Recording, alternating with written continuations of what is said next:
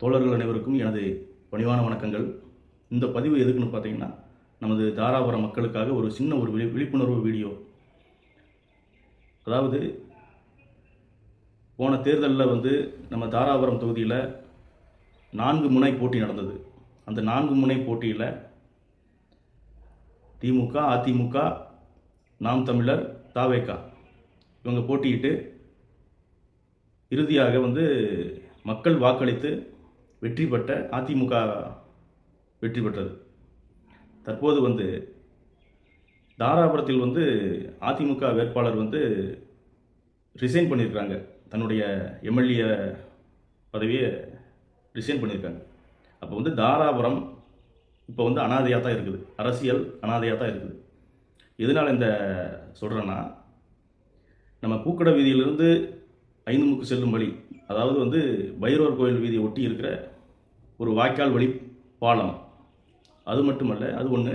இன்னொன்று ஜவுளிக்கடை வீதி வழியாக செல்லும் வழியில் சுல்தானிய தெரு பக்கத்தில் இருக்கிற ஒரு வாய்க்கால் பாலம். இந்த 2 பாலம் என்பது முக்கியமான பாலம்.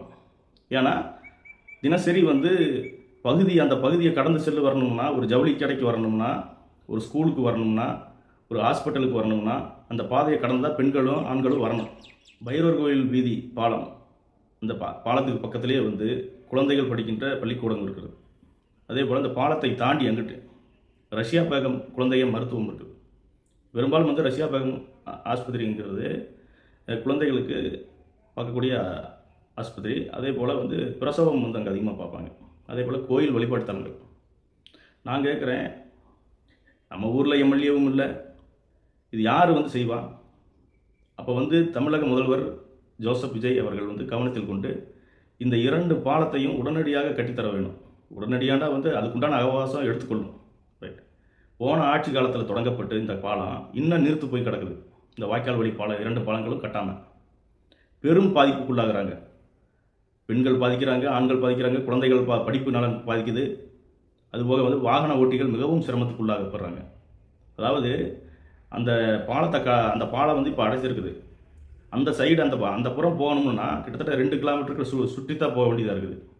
அதே போல் இரவில் அந்த பாலத்துக்கு அந்த புறம் இருக்கிற பெண்கள்லாம் இரவில் பேருந்து நிலையத்திலேருந்து அவங்க வாகனத்தை பஸ்ஸுலேருந்து இறங்கி அவங்க பைக் எடுத்துகிட்டு வரணும்னா சுற்றி தான் போகணும். அப்போ அவங்களுக்கு பாதுகாப்பு இருக்குமா என்று தெரியல. ஏன்னா நாய்கள் தொல்லை அதிகமாக இருக்குது சுற்றி போகிறனால. உங்களுக்கு குக்குடமுக்குன்னா நேராக போயிட்டோம்னா அது எளிமையாக போயிடும். அந்த அக்ரகாரத்தில் இருக்கிறவங்க, அந்த சைடு இருக்கிறவங்களுக்குலாம் கொஞ்சம் ஈஸியாக போயிடும். அதுவே நீங்கள் போய் ஜிஹெச் வழியாக போய் தாலுக்கா ஆஃபீஸ் போய் சுற்றி இப்படி ரவுண்ட் அடிக்கணும். அதே போல் இங்கிட்டு சுல்தானிய தெரு இருக்கிற பாலம், அதை விட்டாங்கன்னா நேராக அவங்க பெருமாள் கோயில் அந்த வீதியெல்லாம் போயிடுவாங்க.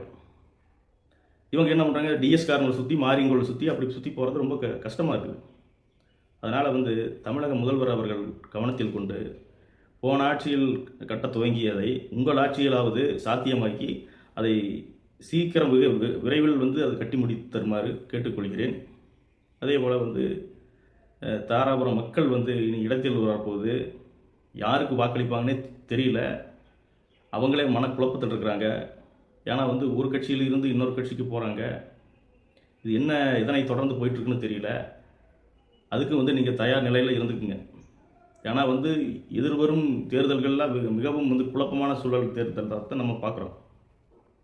அதனால் உங்களுக்கு யார் பலம் தர்றா, மக்களுக்கு என்ன ஒரு நன்மைகள் தரக்கூடிய ஆட்சி, யார் இந்த தாராபுரம் தொகுதியில் நல்ல முறையில் பண்ணுவாங்க அப்படின்ற ஒரு மனத்தில் கொண்டு எதிர்வரும் தேர்தலில், இடைத்தேர்தலில் நாமெல்லாம் நல்ல முறையில் வாக்களித்து வெற்றி பெற செய்வோம் என்று இந்த நேரத்தில் செய்கிறேன்.